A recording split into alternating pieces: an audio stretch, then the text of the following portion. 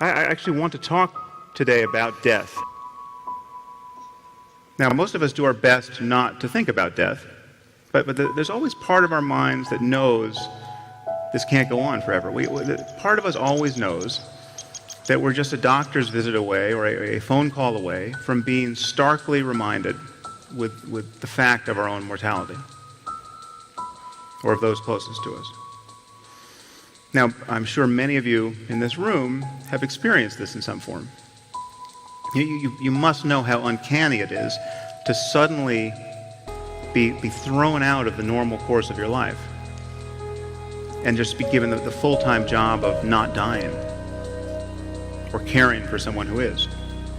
But the one thing people tend to realize at moments like this is that they wasted a lot of time when life was normal. Okay, it's not just what they did with their time. It's not just that they spend too much time working or compulsively checking email. It's that they cared about the wrong things. They regret what they cared about.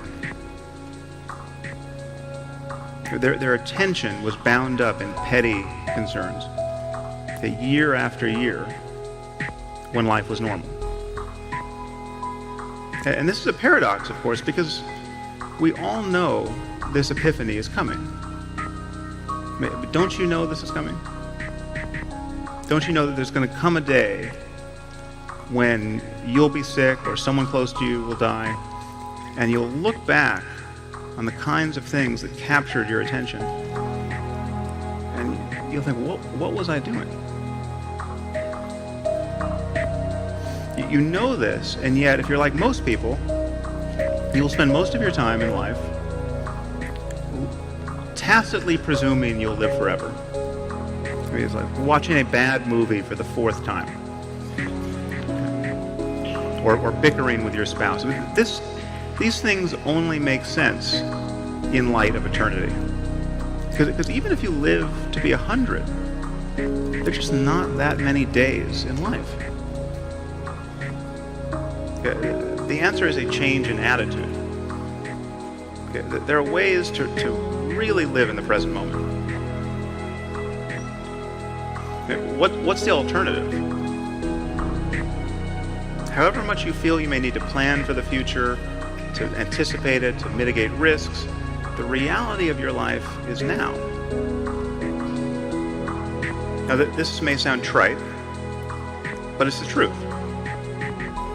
It's not quite true as a matter of physics. In fact, there is no now that encompasses the entire universe. You can't talk about an event being simultaneously occurring here and one at the same moment occurring in Andromeda. The truth is that now is not even well defined as a matter of neurology, because we know that inputs to the brain come at different moments, and that consciousness is built upon layers. Our conscious awareness of the present moment is, in some relevant sense, already a memory. But as a matter of conscious experience, the reality of your life is always now. And I think this is a liberating truth about the nature of the human mind. In fact, I think there's probably nothing more important to understand about your mind than that, if you want to be happy in this world. But the past is a memory. It's a thought arising in the present. The future is merely anticipated. It is another thought arising now. Okay, what we truly have is this moment, and this, and this. And we spend most of our lives forgetting this truth, repudiating it, fleeing it, overlooking it. And the horror is that we succeed. We manage to never really connect with the present moment and find fulfillment there because we are continually hoping to become happy in the future. And the future never arrives. Now, even when we think we're in the present moment, we're in very subtle ways always looking over its shoulder, anticipating what's coming next. We are always solving a problem.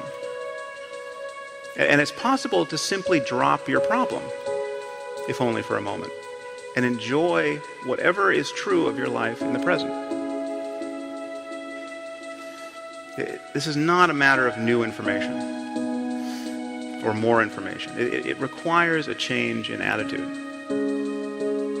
It requires a change in the attentiveness you pay to your experience in the present moment. It is always now.